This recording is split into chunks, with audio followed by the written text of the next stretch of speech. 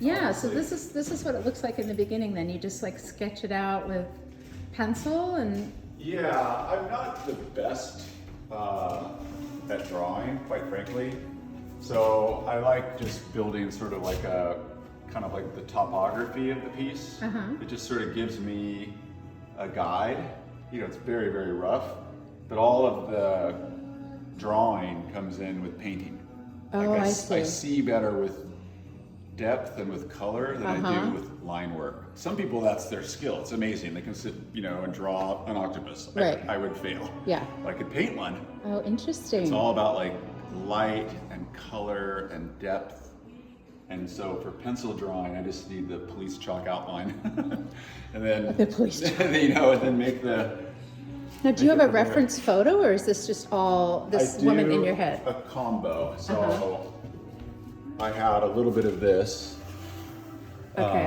And then the rest is just made up. Or sometimes I'll Frankenstein reference photos. You know, do photo shoots. Oh, that's and cool. Maybe one part of the pose is lovely, but the rest isn't. But then another photograph has great legs, but a weird torso, and I'll just... And you digitally like merge that together in like a Procreate or something? It's really rough, but I'll just kind of like piece it together. So you can and then draw it. conceptualize. Yeah. Oh, that's neat. How many years have you been doing this? Well, I mean, you said what? for a living, Yeah. 36, 38. That's something like that. incredible. Yeah. Wow. How lucky that is. I mean, there's so many talented artists that don't have that kind of opportunity. I don't like to think about it. I know. Oh, you don't want to jinx It's yourself? a very capricious thing to do. Right.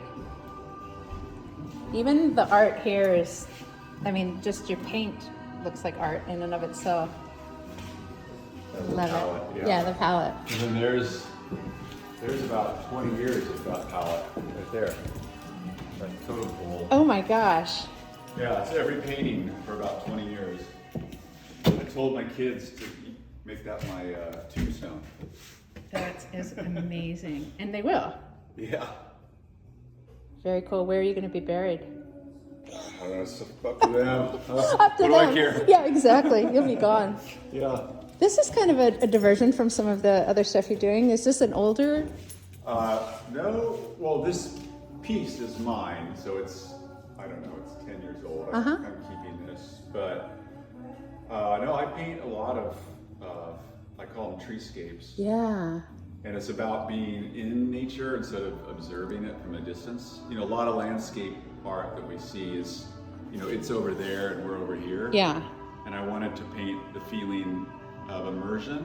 Yep. And even though it's visually very different than the figurative realism work in the water, the concept is the same to me. It's about being alone in nature, having a sense of escape, a sense of maybe some sort of ephemeral transformation that you might feel. So it's different subject matter, but I'm kind of alluding to the same story. Cool. Yeah, I have when I sit on my couch, there's a tree. I'm on the second floor, but it looks a lot like this. So I'm looking at it every day and how it changes and how it just went through blossoming and it was bare all winter long. But I feel like I'm kind of in a tree house where I live, and it's very, very similar to this. Cool. I'll have to send you a photo of what it looks like. And I love the idea of just like the patience. Like nature is there's so much patience in it. How long it takes for all these twigs and branches to work it out, you know, to find the light and to find their space. And I think there's something beautiful about that. Yeah. So They always say like you can't push the river, it only flows, you know, so it's kind of the same when you're talking about nature and being patient. It's going to do what it does. I mean, we just even had this huge heat wave, and it's like things are starting to bloom, but will we have a freeze? Will that, you know, it's just, it's crazy somehow what's happening right now. It works itself out. It does. Yeah. It's much more intelligent than we are, I think. Yeah. And we're a part of it. So, wow. Great. So what's next for you? No pressure.